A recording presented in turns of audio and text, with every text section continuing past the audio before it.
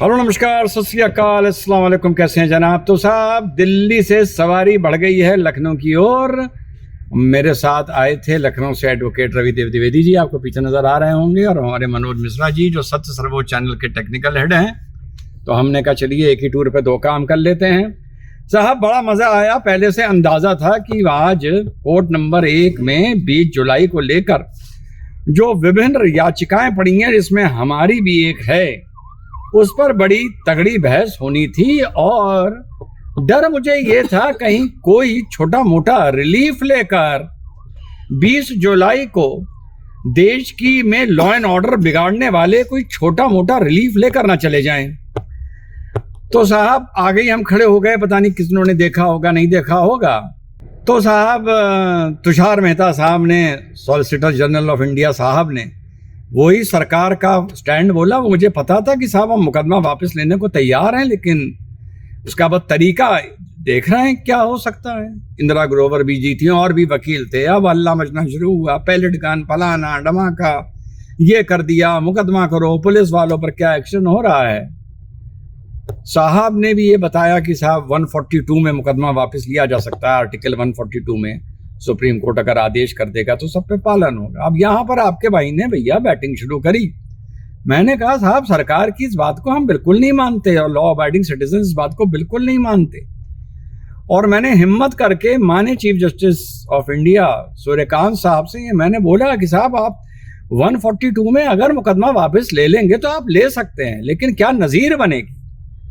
मैंने कहा नजीर ये है कि अगर आप उन्हें माफ करने की कोई बात करता है तो उन्होंने क्या 20 जुलाई के लिए कोई माफी मांगी है, कोई एफिडेविट दिया है कि वो लैप्स ऑफ जजमेंट हो गया, गलती हो गई? कुछ नहीं दिया है। मैंने कहा नथिंग। और अगर आप, ये मैंने बड़ी हिम्मत करके बात बोली, शॉर्ट में आप लोगों को बता रहा हूं, मैंने कहा साहब अगर आप इन लोगों को इस तरह से एक मुश्त माफ कर देंगे या सरकार कर देगी तो ये आने वाले वक्त में ऑनरेबल सुप्रीम कोर्ट की कमजोरी मानी जाएगी। मैंने कहा कमजोरी, बड़प्पन नहीं माना जाएगा। मैंने कहा आज मैं अभी सुबह देख के आया हूं कि सौरभ दास का ट्वीट आया है कि सुप्रीम कोर्ट की लॉन में प्रेस कॉन्फ्रेंस करेंगे। मैंने कहा मिलॉर्ड सुप्रीम कोर्ट की लॉन में प्रेस कॉन्फ्रेंस कर रहे हैं, कल को ये सुप्रीम कोर्ट के अंदर प्रेस कॉन्फ्रेंस करेंगे, ये चैलेंज कर रहे हैं। तो साहब उसके बाद अब हालात ये बने कि हमें पता था कि सरकार की कभी कोई मजबूरी होती है या अपना पॉइंट ऑफ व्यू होता है। तो साहब ने इतना इशारा दे दिया कि साहब देखिए ये सारा मैटर हाई लेवल कमेटी को जाएगा। कुछ पैलेट गन चली, लड़की पे लाठी चली, किसी पुलिस वाले का सर फटा, क्या गुंडागर्दी हुई, कोई भी मैटर हो, कोई इस पे रिलीफ, ये सब हाई कमेटी को जाएगा। तो पर ये हुआ कि साहब फिलहाल ये रिलीफ दे दीजिए, वो दे दीजिए। मैंने कहा ना, जो है फाइनल फिर वहीं होगा, और वहां पर सब अपना रिप्रेजेंटेशन दें, मैं भी रिप्रेजेंटेशन दूंगा, और उसके बाद वो जो कमेटी, हाई पावर कमेटी जो फाइनल फैसला करती रहेगी, वो साहब के समक्ष आता रहेगा, फिर साहब कोई उस पर फैसला कर ले। ऐसे आनन फानन में मुकदमे वापस नहीं हो सकते, सीधी बात। मैंने कहा ये ना देखिए कि क्या हुआ 20 जुलाई को, ये देखिए कि क्या हो सकता था 20 जुलाई को। तो ये साहब पूरा मैं बहुत शॉर्ट में बता रहा हूं, ये टोटल चला लगभग 1 घंटा, और आपके भाई ने भी मोर्चा खोला नहीं, छोड़ा नहीं। हालात ये हो गए कि जो पार्टी, जो अधिवक्ता गण सम्मानित साथी कॉकरोच पार्टी को समर्थन, और जो लाठी चली उन लोगों को समर्थन, उनको पीड़ित की तरह पेश किया जा रहा था। वो हालत ऐसी हो गई कि उनसे मुझे ये कहना पड़ा ओपन कोर्ट में कि are you nervous because of me. ये कौन है? What is why is speaking, what is, क्योंकि एक्चुअली 3, 4, 5 पिटीशंस थी, 20 से शुरू होकर शायद 26 तक जा रही थी। तो जैसे ही 20 का नंबर आया सब खड़े हो गए, तो मैंने भी सामने मोर्चा संभाल लिया। तो वो कह रहे हैं हु इज ही, ये क्यों आ रहा है? मैंने कहा अरे are you nervous because of me, open court में बोला। तो जस्टिस बागची साहब भी उस पर हंसने लगे। मैंने कहा मैं यहाँ पर कोर्ट से बात कर रहा हूँ, मैं कौन हूँ कौन नहीं हूँ ये कोर्ट डिसाइड करेगा, तुम्हें क्या प्रॉब्लम है, तुमको क्या प्रॉब्लम है। तो इतनी उन लोगों की मानसिक हालत थी कि उनको ऐसे नर्वसा रहे थे आर्गुमेंट से। मैंने यही बोला कि मेरे आर्गुमेंट से नर्वस हो गए क्या? एग्जैक्ट, भाई नर्वस। तो साथियों ये हुआ है, कोई भी रिलीफ नहीं लेने दी, कोई भी छोटी मोटी ये आर्गुमेंट हुआ कि जो पुलिस ने अगर कुछ महिला के साथ गलत किया उसको अलग सुना जाए। बिल्कुल सुना जाए, बिल्कुल नहीं कर सकती पुलिस किसी महिला के साथ गलत, तो फिर उसको भी सुनिए जो पुलिस वाले का सर फाड़ा गया। वो कोई ऑर्फन तो है नहीं, यतीम तो है नहीं।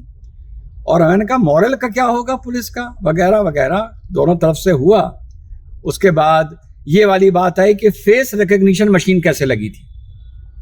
फेस रिकग्निशन मशीन आपको आर्टिकल 21 का उल्लंघन है। तो इस पे सॉलिसिटर जनरल साहब ने, तुषार साहब ने समझाया कि साहब फेस रिकग्निशन करके हम ये कैलकुलेट करते हैं कि इसके फेस प्रोफाइल किससे मिल रहा है, कोई क्रिमिनल है, अपराधी है, जो रिकॉर्ड हमारे पास है। तो इस पे मैंने बोला कि पुलिस फेस रिकग्निशन भी नहीं कर सकती, पुलिस लाठी भी नहीं चला सकती। तो अबे पुलिस करेगी क्या, ये बता दो ना। अगर कुछ नहीं कर सकती। बहर कुल मिलाकर मुझे ये डर लग रहा था कि जो तुषार मेहता साहब ने पहले बोला कि भाई सरकार तो वापस लेने को तैयार है, तो ऐसा ना हो कि उस पर सुप्रीम कोर्ट कोई डायरेक्शन दे दे कि आप इस चीज को, इस सिलसिले को आगे बढ़ाइए। इसी मारे में खड़ा रहा और वहां पे हल्ला मचाता रहा, और एंड में साथियों कोई भी रिलीफ नहीं लेने दिया है। मैटर हाई पावर कमेटी को गया है, उसमें रिप्रेजेंटेशन जाएंगे संभवतः। वैसे मैं थोड़ा सा टायर्ड भी फील कर रहा हूँ, बहुत चक्कर लग गया दिल्ली के। मेरा बस आइडिया ये था कि एकदम से ऐसा ना हो कि ऑर्डर हो जाए। हाँ, मैंने ये भी, हाँ तो मैंने आप लोगों को बताया, ये बात दम चाहिए सुप्रीम कोर्ट में खड़े होकर बोलने की। मैंने कहा अगर आपने माफ कर दिया ये आपकी कमजोरी मानी जाएगी आने वाले वक्त में जब इतिहास लिखा जाएगा। नहीं नहीं नहीं, ऐसा नहीं है। तो मैंने कहा इन्होंने क्या माफी मांगी है जो इनको माफी दी जा रही है? कोई रिमोर्स है? कुछ नहीं है। कोई पछतावा है? कुछ नहीं है। तो ये साथियों रहा, आप लोगों से एक वादा करके निकला था, वो वादा पूरा हुआ। और यस, उस वादे को आज फिर दोहराता हूं। ऑनरेबल सुप्रीम कोर्ट 142 में डायरेक्शंस दे दे कि इनके मुकदमों को वापस लिया जाए, वहां मैं कुछ नहीं कर पाऊंगा। मैंने विरोध अगर आर्गुमेंट में हुआ उसके अलावा, लेकिन अगर सारी कमेटी जब बैठेगी, वो तत्काल छूटने का और मुकदमे वापस होने का जो सपना था वो तो मैं टंगा आया, वो तो झूल रहा है हवा में। अगर फाइनली आज नहीं 6 महीने बाद, 8 महीने बाद, कभी भी सरकार सारे मुकदमे वापस लेने की बात करती है, तो इस पर मैं सोच रहा हूं कि लड़ूंगा, अभी भी मेरा मन है। लेकिन दूसरा दिल ये कहता है कि आज अब सरकार ही मानने को तैयार नहीं है, तो हम एक आम साधारण लोग क्या कर सकते हैं। लेकिन इसमें लड़ा जाएगा, मजबूती से लड़ा जाएगा साथियों। जैसी आज लड़ाई हुई है, जैसी 8 अगस्त को हुई थी, आप लोगों ने बहुत साथ दिया। आज इस लड़ाई का एक अध्याय कम से कम खत्म हो रहा है, एक चैप्टर, कि फिलहाल कोई मुकदमा वापस नहीं लिया जाएगा। आनन फानन में जेल से किसी को नहीं छोड़ा जाएगा किसी दबाव में। मेरिट पर कोई बेल ले ले, कोर्ट जज बेल दे दें, उसमें मेरा कोई मतलब नहीं है, कोई आर्गुमेंट नहीं है। तो thank you so much for all the support. छोटा सा वादा किया था साथियों, और आप लोगों की हिम्मत के दम पर उसको आज निभाया है। बाल बराबर भी रिलीफ नहीं लेने दिया, बाल बराबर सारा मैटर ऊपर जाएगा। टंगे रहो तुम, झूलते रहो बेटा कि मुकदमे वापस होंगे। जय हिंद, वंदे मातरम, खुदा हाफिज़।